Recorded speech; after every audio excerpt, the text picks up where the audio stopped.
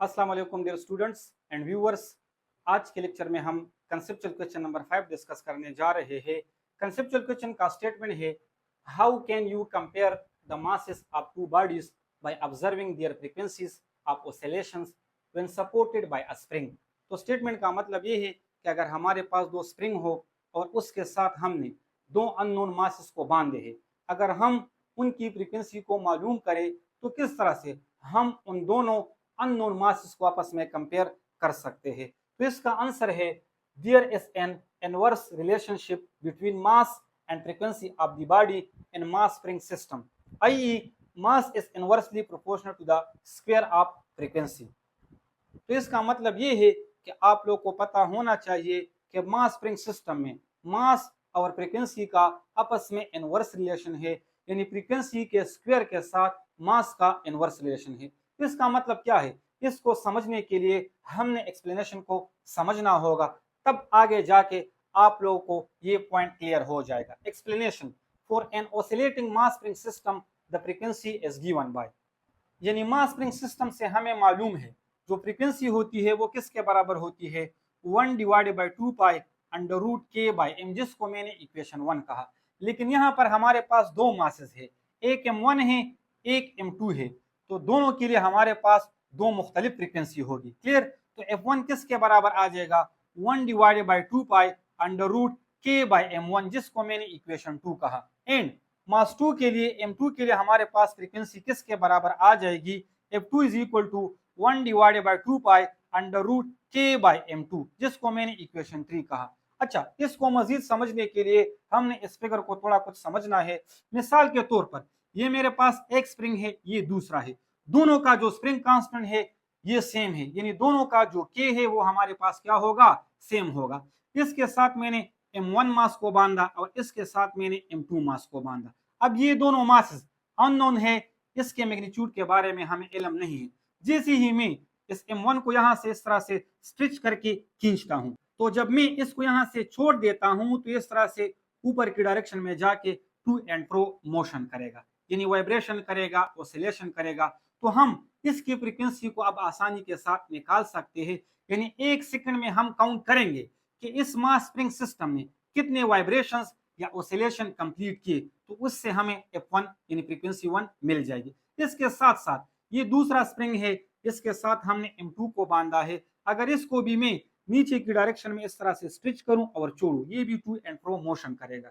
अगर to and fro motion करेगा तो मैं काउंट करूंगा कि एक सेकंड में इसने कितने वाइब्रेशन कंप्लीट किए, तो इससे हमें f2 यानी दूसरी फ्रीक्वेंसी भी मिल जाएगी। अब अगर f1 और f2 को हमने ऑब्जर्व किया यानी मालूम किया, तो किस तरह से हम इन दोनों अननोन मासेस को आपस में क्या कर सकते हैं, कंपेयर कर सकते हैं। तो इसके लिए तरीका ये है कि आप लोगों ने इक्वेशन 3 को अब इक्वेशन 2 पर डिवाइड करना होगा। आप इक्वेशन 2 को भी इक्वेशन 3 पर डिवाइड कर सकते हैं, दोनों से आप लोग के पास रिजल्ट सेम आएगा। लेकिन मैंने इक्वेशन 3 को इक्वेशन 2 पर इसलिए डिवाइड कर दिया ताकि आगे इक्वेशन को रीअरेंज करने में क्या हो, आसानी हो, क्योंकि हम फिर आगे इसको रीअरेंज करेंगे अगर हम इक्वेशन 2 को इक्वेशन 3 पर डिवाइड करेंगे। डिवाइड इक्वेशन 3 बाय इक्वेशन 2, तो मैंने इसी इक्वेशन 3 को इक्वेशन 2 पर डिवाइड कर दिया, यानी f2 डिवाइडेड बाय f1। तो f2 किसके बराबर, 1/2 पाई अंडर रूट के बाई m2, और f1 किसके बराबर, 1/2 पाई अंडर रूट के बाई m1। तो यहाँ पर 1/2 पाई एंड 1/2 पाई ये एक दूसरे के साथ कैंसिल हो जाएंगे। क्यों? क्योंकि ये हमारे पास कांस्टेंट है, सेम है। इसके साथ साथ जो के है और यहाँ पर के है, दोनों के लिए स्प्रिंग कांस्टेंट भी सेम है, तो ये भी एक दूसरे को कैंसिल करेगा। यहाँ पर हमारे पास क्या रह जाएगा, f2 बाई f1, और यहाँ पर क्या रह जाएगा, अंडर रूट 1 बाई m2, और यहाँ पर अंडर रूट 1 बाई m1। दोनों पर अंडर रूट है तो दोनों को हम एक ही अंडर रूट में लिख सकते हैं, यानी क्या जाएगा, under root 1 by m2 divided by 1 by m1। अब ये डिवीजन में है तो ये नीचे आ जाएगा, ये भी डिवीजन में है तो m1 ऊपर चला जाएगा, यानी f2 डिवाइडेड बाई f1 किसके बराबर आ जाएगा, under root m1 by m2। हमने चूंकि मासेस को निकालना है, यानी मासेस को आपस में कंपेयर करना है, तो इसके लिए तरीका ये है कि हम यहाँ से अंडर रूट को खत्म करना होगा। तो अंडर रूट को खत्म करने के लिए हम दोनों साइड पर स्क्वायर लेंगे। जब मैंने दोनों साइड पर स्क्वायर लिया, लेकिन स्क्वायर ऑन बोथ साइड, तो यहाँ पर हमारे पास क्या आ जाएगा, f2 divided by f1 whole square, और यहाँ पर जो अंडर रूट था वो स्क्वायर के साथ कैंसिल होकर हमारे पास क्या रह चुका है, m1/m2। मजीद मैंने क्या किया है, क्योंकि हमने इसको आपस में कंपेयर करना है, यानी इसको हमने मालूम करना है, तो इसको मैंने लेफ्ट साइड पर रख दिया और इन दोनों का इंडिविजुअली स्क्वायर लेके मैंने इसको इस साइड पर रख दिया। तो इस इक्वेशन का मतलब क्या हुआ, यही वो रिक्वायर्ड इक्वेशन है। जैसा कि मैंने आप लोग को पहले बता दिया था कि हम यहाँ से f1 और f2 को मालूम कर सकते हैं। अब अगर f1 और f2 की वैल्यू गिवन में हो और इसको हम यहाँ पर पुट करेंगे तो आसानी के साथ हम m1 और m2 को आपस में कंपेयर कर सकते हैं। क्लियर। मजीद इसका मतलब क्या है, जैसा कि मैंने आप लोगों को पहले बता दिया था कि m का फ्रीक्वेंसी के साथ स्क्वायर टर्म इनवर्स रिलेशन है, यानी m1 का f1 के साथ अपने फ्रीक्वेंसी के साथ स्क्वायर टर्म इनवर्स रिलेशन है। इसी तरह से m2 का अपनी f2 फ्रीक्वेंसी के साथ स्क्वायर टर्म इनवर्स रिलेशन है। क्लियर। एक बात आप लोग मजीद याद रखिए कि ये जो इक्वेशन है ये इंतहाई इंपॉर्टेंट है, एमडीकेट में भी ये यूज होता है, इस पे एमसीक्यूज आते हैं। इसके साथ साथ आजकल के जो पेपर है इस लो बेस, तो सेक्शन ए में भी इससे एमसीक्यूज बन सकते हैं।